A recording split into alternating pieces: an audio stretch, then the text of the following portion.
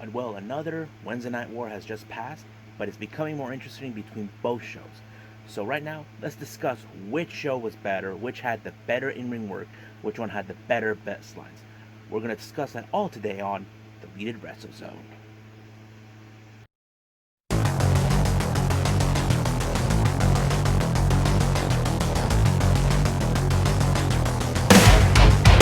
Are you ready? Get up, get up! Get up, get up! Get up, get up! Get up, get up! Get up, get up! Get up, get up!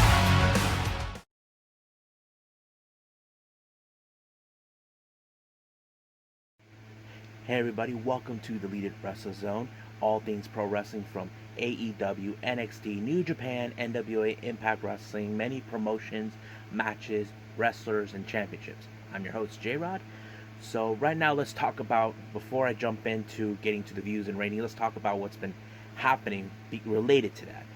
A few days ago, about, I think 5 days ago, an Italian sports company that broadcasts sports entertainment stuff decided to drop WWE from their partnership that lasted for almost 20 years or so. Reason it happened is because it did not was not bringing enough of the ratings that they were looking for.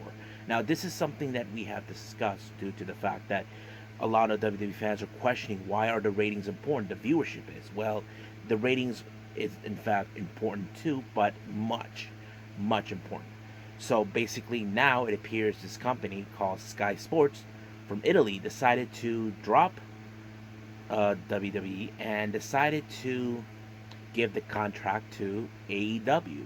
This is something that's now becoming clear that AEW are bringing exactly what the fans are asking for. Now, you probably asked, you never heard of this company? You can find it on many sources. You can Google it.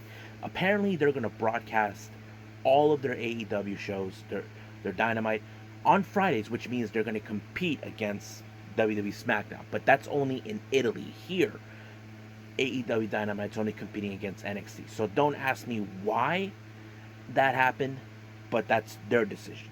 That's Sky Sports' decision. It turns out Sky Sports from other countries, Germany and the UK, are also dropped WWE, but it's still unclear whether they're gonna make a partnership with AEW. I will try to follow more on that, see what they're saying. If they decide to do that, then WWE are really in trouble with the ratings. I know that recently, about a week ago, it was announced that Vince had a shareholders meeting. They were discussing what's he gonna do about the ratings. Well, that is another problem that he has to face. So right now, let's just focus today what happened last night at the Wednesday Night War. So let's just jump in with the views and ratings. Uh, today another victory with AEW. They both won the viewership and the ratings. Now, apparently, AEW went down 8.5% from their previous week. Now, the previous week was 845,000 views. This week it was 773,000 views. So it's good, but they're still down. However, NXT did a little better. They were from last week 631,000 views, went up 15% with the views of 707,000 views. So, but which ratings had the most? Well, right now in the demographic vote of 18 to 49, it's AEW with the 0.30. Instead of they had a week ago, it was a 0.32. Now, which is not bad. Sometimes we get that type of thing, but AEW took it. As for NXT, they only had a 0.18. Now, that's one of the key things that people can say. You can say the viewership all you want is important, but there are some people that pay attention that the ratings are more important. So it appears WWE are now self-aware that no matter if they won the viewership, it's still not enough to try to get the momentum on their side. Now Vince has been wondering why hasn't this been issued, why is it that the ratings from both shows are not down during the pandemic? Well, that's how it is, you know. So, but there was a few months ago where Vince declared that NXT was a failure, that they were unable to beat AEW. And if you guys have heard recently, it appeared AEW Dynamite beat out both Raw and SmackDown in the key demographic from 18 to 49. Now, you ask yourself, how's that even possible? They're not even broadcasting their shows on Fridays or on Mondays or Fridays. Well, it all depends on how they stack them up. Now, what was it? Last Monday, it appears that Raw went down every hour. From the ratings for that went from a 0.19. The second hour, it went down to 1.7. Third hour, 0.08. So it appears that that Raw and SmackDown are a bit stale with the same old status quo thing. That's something that Square Circle Psycho Babble mentioned a few weeks back, because they reported about this, about somehow that AEW were able to beat Raw and SmackDown, even the fact that they're not in competition. So basically, now this appears that AEW are here to stay, and basically, they're not going nowhere. They're giving better storylines and all of this. But for right now, let's just jump in with AEW Dynamite.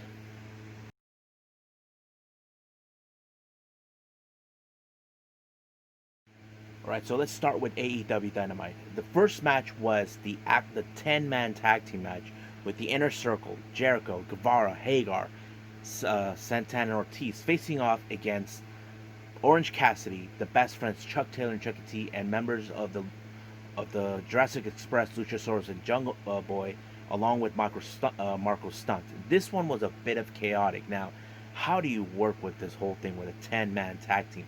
Well, it is chaotic because the ref has his or her works out, but in this case, her work was cut out, and I'm talking about the infamous Aubrey Edwards. But the match was good. The first part of the match was all right, but I think the best part of the match was when everybody gave Orange Cassidy a hug. You have Orange Cassidy like this. Here comes Jurassic Express, Jungle Boy, and Chuck to give him a hug. Now, out of nowhere, here comes Sammy Guevara, tries to jump into the hug, try to abolish it, but they quickly got out of the way. Without realizing, Sammy was already cornered by all members of the opposing team. So basically, it was a great moment. But I think the best moment at the end, Sammy seems that he had everything under his favor, except one. It appears that ever since Sammy was suspended for a month, the rekindle of the feud he was supposed to have with Matt Hardy is back on. So Matt Hardy shows up, costing Sammy the match. So basically, the feud is now back, which is good. I think we were all waiting for this to happen. If you guys recall, before when this feud happened, Sammy was on suspension, sent to sensitivity training due to, what happened with him and Sasha Banks. But now that he's back, now the feud is back on. So basically, it's like that. But originally, Matt Hardy was supposed to drop the broken gimmick, but we'll see how that goes. Now, the next match we have, this was the open challenge for the TNT Championship. If you guys don't know who was Cody's opponent, Warhorse, he is now becoming a household name. If you're not familiarized with him, he is think of him as a younger version of the Ultimate Warrior, but instead, him running around in circles, like all pumped up, like dun dun dun dun dun dun dun dun. He's not like that. Basically, he just bangs his head. It's kind of like a younger version of playing Metallica and all that stuff, which I love. I'm a Metallica fan, if you guys don't know that. But the match itself was good, I have to say. But I know a lot of you guys who are AEW fans probably want, why is he giving matches to guys who are not even in AEW? Well, that's the simple logic to that. Let's break it down a little bit. So I'm going to pause here. There's a reason why this happens. AEW embraces the independents because that's where they originally came from before AEW was established. Unlike WWE, they would like to abolish the the independents to control all of wrestling. But thing is, when you're in the independents, you never forget where you come from. Some wrestlers, when they're leaving WWE, they go back to the independents. That's the reason AEW are doing that, which is a good thing sometimes. But I know that sometimes when you look at talent, that they should sign them being there. I'm like, yeah, and I have to say, Warhorse is one of those guys that should be signed. He's only 27 years old. I feel like he could be that version of Ultimate Warrior, but without being all pumped up, running around in circles, losing his breath all the time. I would love to see Warhorse in AEW. So Tony Khan, sign him. So let's back to the match. The match was awesome. There was great moments with Warhorse, with his offensive techniques. And of course, Cody was bringing out a bit of the cockiness. If you guys don't remember, he used to do with the push-up. Arn Anderson wasn't having it. But of course, the match was going great. Cody took advantage of Warhorse with the knee. And of course, at the end, he locked him in with the figure four. Warhorse had no other choice but to tap out. As soon as Warhorse was about to shake hands with Cody for the match, here comes 3 and 4, Alex Reynolds and John Silver of the Dark Order, attacking Cody. Now, it's still unclear why they do that, but as soon as they beat up Cody, Arn Anderson was about to get in the ring to teach these guys a lesson. But out of nowhere, we just saw a familiar face. If you guys don't know who I'm talking about Matt Cardona, better known as, or should I say, formerly known as, Zack Ryder. So this is a long time coming. If you guys know now, one of Cardona's friends is currently signed with Impact. He will be there soon. But now Cardona is coming to AEW. I think this is probably expected, but we just didn't know when it would happen. Cardona mentioned in an interview with Chris Van Vliet that he would like to get back in independence to reestablish himself. I think he felt maybe Cody felt, look, you don't have to wait. We can sign you now. Because it's true, you need familiar faces in AEW. Now, I don't know exactly what direction they're going to go with with Matt Cardona, so I'm down to see where they're going to go. But anyway, back to the whole thing. Cardona took out both Silver and Reynolds, so I would love to see more of that. So it's still unclear, but it's been announced next week.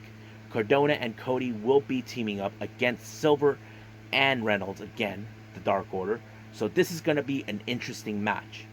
So I can't wait to see it. Now, after this, Tony Schiavone was about to come out to give an announcement, but of course he was interrupted by Inner Circle. They were mad that the way they lost their match, Sammy cannot believe that Matt cost them the match, and of course Jericho cannot shake his head knowing he has to face against Orange Cassidy. So it's going to happen in 2 weeks' time. But he also said there's going to be a debate next week. He's going to bring a special moderator. So that's going to happen next week. So come watch that. Now, moving on. We move into an interesting segment with FTR finally signing a multi-year contract with AEW. Now, they went over everything, but they brought in someone to be their tag team consultant. Now, if you guys are not familiarized who they're referring to, I'm talking about Arn Anderson. So Arn Anderson looked into their contract, tried to see what is good, what is bad for them. So they put in saying they must enforce the 10-second rule, but that's only on their matches, nobody else's. Because, of course, recently we've been seeing that they're not enforcing the 10-second rule. So basically all of that. As soon as they signed the contract, all of that, here comes Hangman Page bringing a bottle of whiskey and 4 cups. So he gave everybody a shot, but he put himself a big chug of whiskey. So he was still chugging it.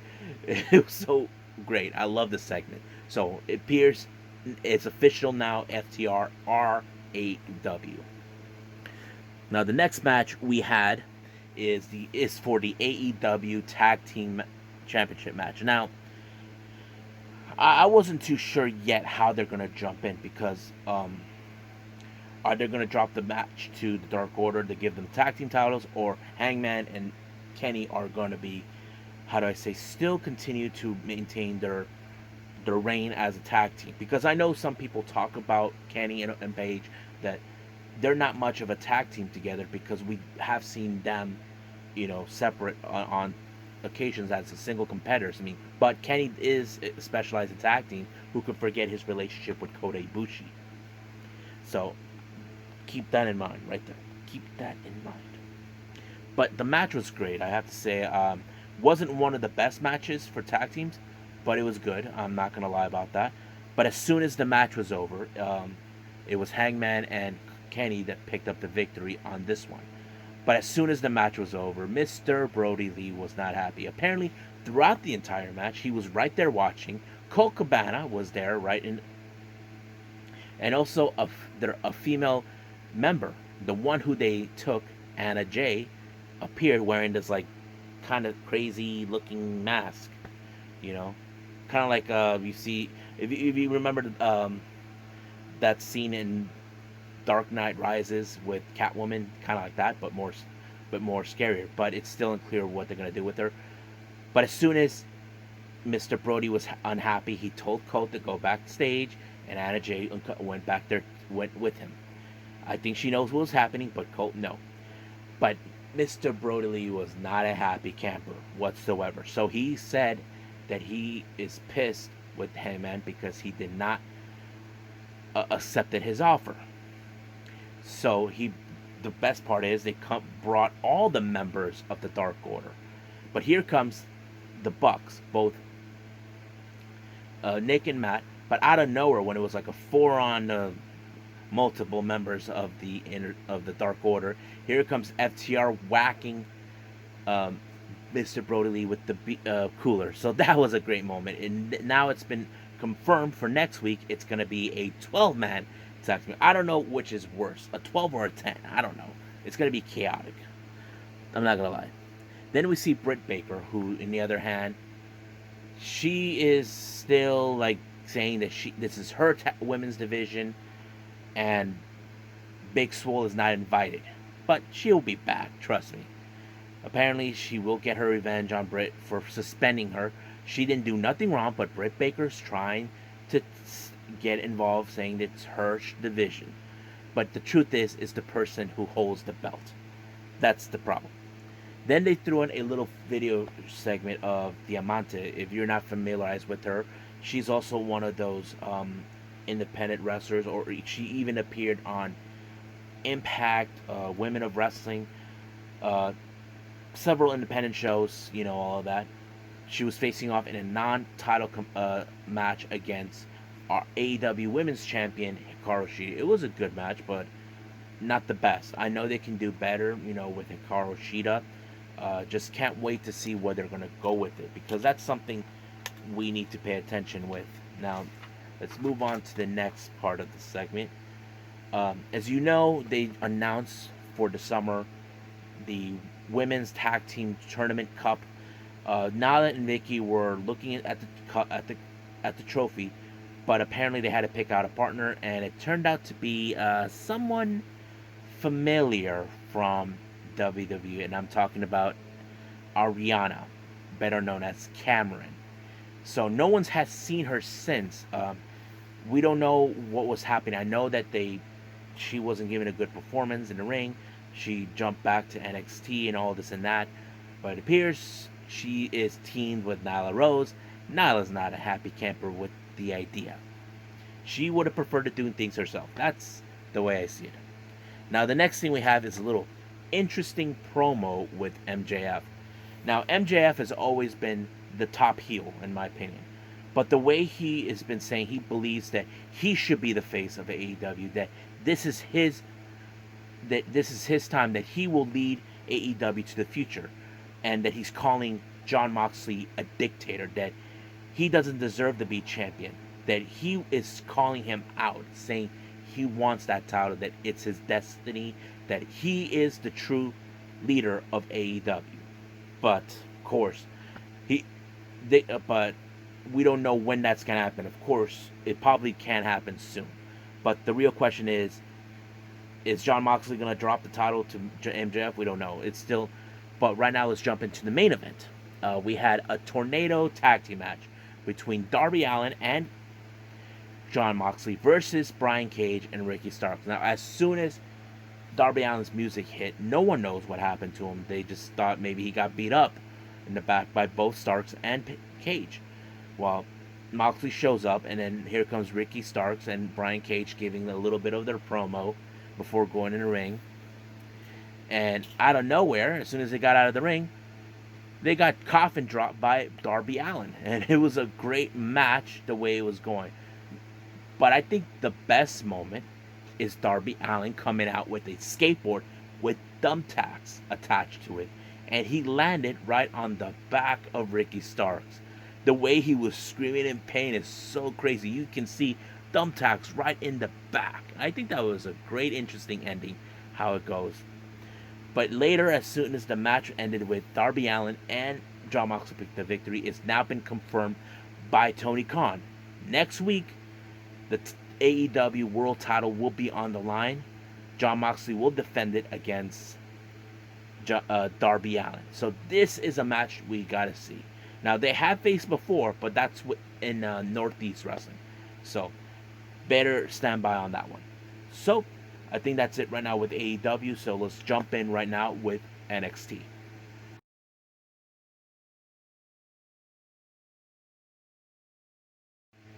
Alright, so right now we're doing NXT. So it starts out with the last week recap of the main event where Karrion Kross brutalized Dijakovic. That is something that has to start out because it's becoming clear that Karrion Kross is crossing the line by attacking those close to Keith Lee.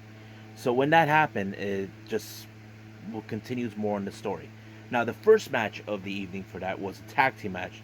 The NXT Women's Champion Io Shirai teaming with her last week opponent Tegan Nox. No, 2 weeks ago they faced off against Dakota Kai and Candice LeRae. Now remember, Dakota Kai believed that this is her NXT division, not Io Shirai. So she's now targeting Io Shirai for the title. This was a good match. I'm not saying it's the best one, but I like how the story dynamic is going where Dakota Kai is now looking for a chance to gain that title for herself.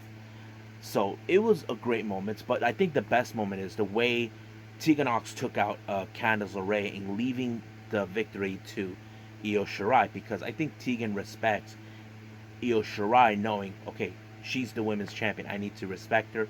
This is her division. But Dakota Kai was not happy. She just walked away, leaving Candice LeRae. She doesn't need any friends, but she does have an insurance policy, which is Raquel Gonzalez, so she wasn't there. Now let's jump into the next segment. If you call a few days ago, Michael Cole was at this show called the Pat McAfee Show, and he said something to Adam Cole that kind of exploded, and he lost his temper, and it's already been on social media how he reacted and all this. Triple H even explained it, but Cole did apologize, knowing that he lost his temper, and all this and that. Now the next match is, we had the two losers from last week who did not win the triple threat match for the qualifying match of the NXT North American Championship match. Both Gargano and Roderick Strong. Now this did not build up to a storyline, but the match was great, not to deny that. The match was amazing, but the storyline wasn't even there. There was no possible connection with it. But if you guys wondering who did I was rooting for, I have to say I was rooting for Roderick Strong. I felt like he could be more proven, but Gargano took the victory on this one. So that's how I see it. Now the next thing we see is the interview with Dakota Kai, claiming that she is the rightful person to face Io Shirai for the title. But there's one person that stands in her way to get that, and that is Rhea Ripley. Now she still has her beef with Io Shirai. Like, she hasn't forgotten, saying that she is the one who's going to face Io Shirai. But Dakota Kai says she's going to talk to William Regal about it to see what they're gonna get. So William Regal announced later on in the evening that there will be a number one contenders match for the NXT Women's Championship match between Dakota Kai and Rhea Ripley. Whoever wins this match will move on ahead to face Io Shirai. And I'm possibly thinking that this match will take place at TakeOver. Next thing we see is another interview with Timothy Thatcher. Now, it's been already announced that Timothy Thatcher is going to be in a triple threat match for the NXT North American qualifying match against the Prince Finn Balor and the ever creepy, psychotic nut job, and of course artist Dexter Lumis. Now, Timothy Thatcher, he knows he can handle Finn Balor, but he said that he's going to make Dexter Lumis draw. But what he then realized, Dexter Lumis was right behind him watching. Even the interviewer saw it too. So he wasn't so far behind. So he was like stalking him. That's kind of crazy. Now we see members of the Undisputed Era, Strong, Fish, and Cole.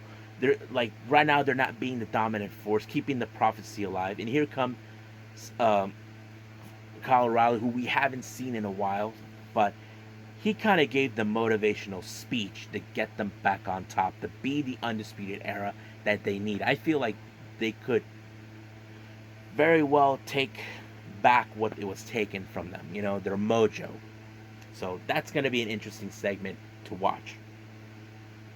Now, we jump into a match between Shotzi Blackheart and Mercedes Martinez. Now, this match was coming up. As you all know, the story is Shotzi Blackheart began a feud with the Robert Stone brand. Shotzi ran over Robert Stone with the tank. Yeah. And then last week, Shotzi Blackheart ran over Robert Stone with the tank on the other foot. But out of nowhere, here comes Mercedes Martinez, and they feel like they signed her into the Robert Stone brand. But this time you didn't see any interference with Robert Stone or Leah, because Mercedes is becoming the dominant force, kind of like the one who takes no prisoners. But this one was more like Mercedes was actually taking control of the match. So in lightened terms, she won the match. I didn't see too much how do I say, build up more on this one, because it was like very short timing. So that's the way I would see it. Now the next thing we see is NXT UK star Rich Holland. He is now making his way to NXT because apparently he is now going to be booked for one of the triple threat matches for the qualifying match of the NXT. So the NXT North American Championship.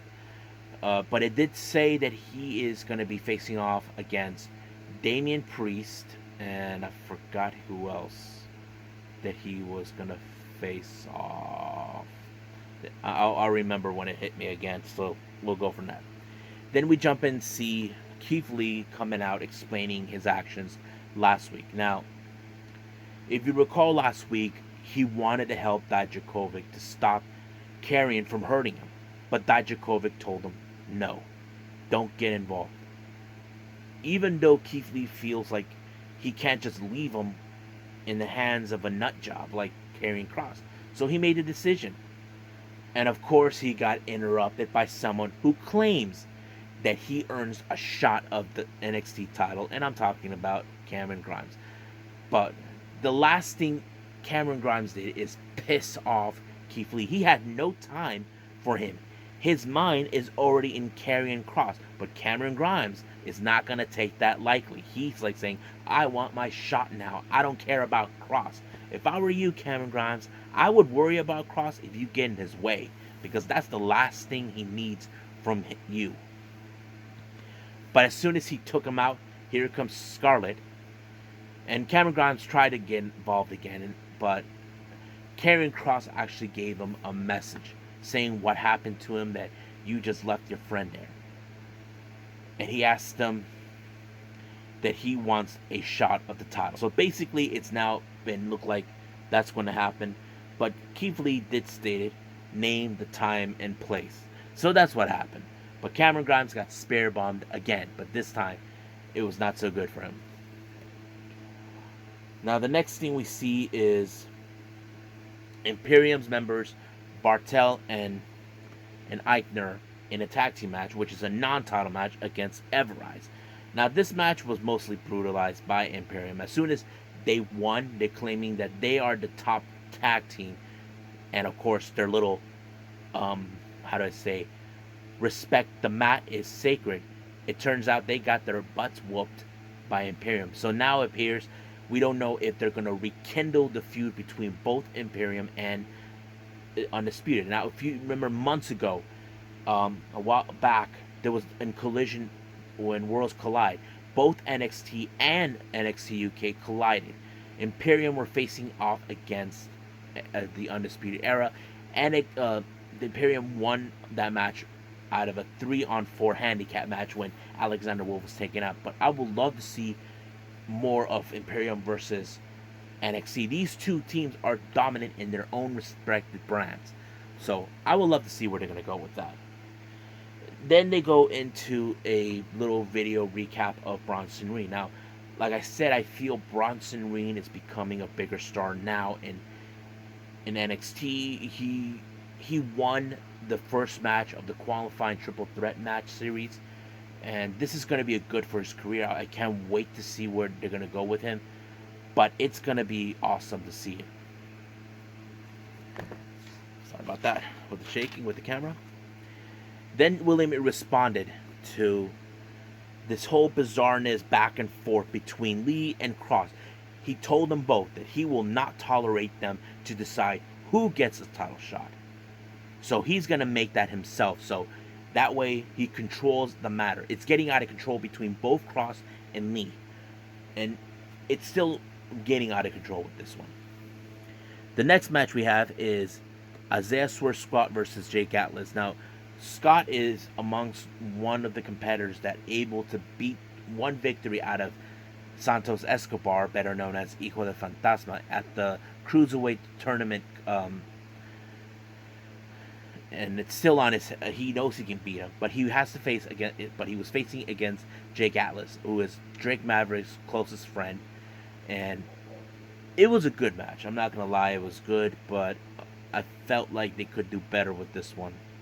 You know, I'm not gonna lie. Then we have an interview with Damian Priest. He is self-aware that he has to face against in a triple threat match. Rich Holland. Oh, and now I remember who's the third person in that match. Orny Lorcan. So basically, this is going to be interesting. But Damian Priest knows he has to come up with the win, so he has to go. So I can't wait to see for this is how they're going to go. Now we jump into the main event, which is the triple threat match of the NXT North American qualifying match between Dexter Lumis, Timothy Thatcher, and Finn Balor. Now this was a crazy match. Now, I didn't know what to expect, but I was like thinking, okay, what is Dexter Lumis is thinking now? So it started out with Balor and Thatcher facing off each other, and they're beating the crap out of each other, and then here comes Dexter Lumis jumping in. But I think there was this one moment where he did exactly what Ricochet did, where he just jumped off with a flip into the ring, landed on his 2 feet, and they're like, what the hell is that? It was so insane. But the way it ended was amazing.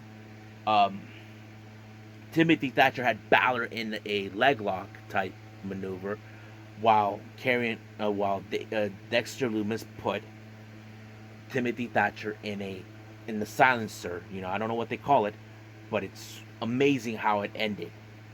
Timothy Thatcher passed out, but Dexter Lumis picked up the victory. I have to say, this match was awesome. You know, I can't wait to see Dexter Lumis. I'm now becoming a Dexter Lumis fan.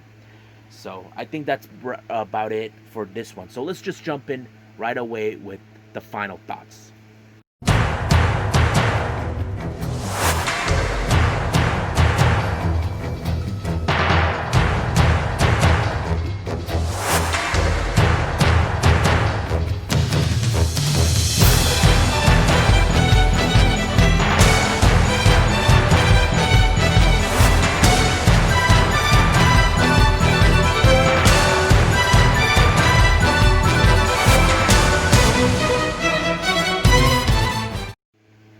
right, so here are my final thoughts for this Wednesday Night War. I have to say both shows good, but the way I see it, I have to agree with Square Circle Psychobabble, what they said earlier. NXT had the best in-ring quality matches, while AEW had the best stories in their shows. Now, why is that important? I can tell you why. Sometimes what we see with WWE recently, they're not giving the best storylines. We keep saying the same old stories, same old feuds, same old stuff. And that's a problem in the world of wrestling with WWE. They're not giving better stories. AEW were able to do that. This is why AEW existed in the first place, because they're all about creative freedom. AEW and WWE has people that do their stuff for them, and they don't know jack about wrestling. That's the problem. Even if wrestlers themselves get involved in the writing team, it's going to be difficult. But I have to say, match after match from both sides were great. But both main events for both NXT and AEW Dynamite were amazing. I cannot say which one was better, because we got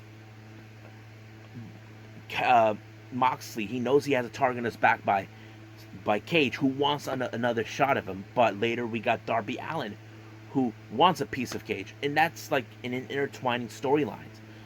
While in this one with the triple threat match, you're seeing a bigger star coming up, Dexter Lumis. People like Dexter Lumis, the way he walks in ring, the way he crawls with his knees and stalking people. That is something we like. But they're both good.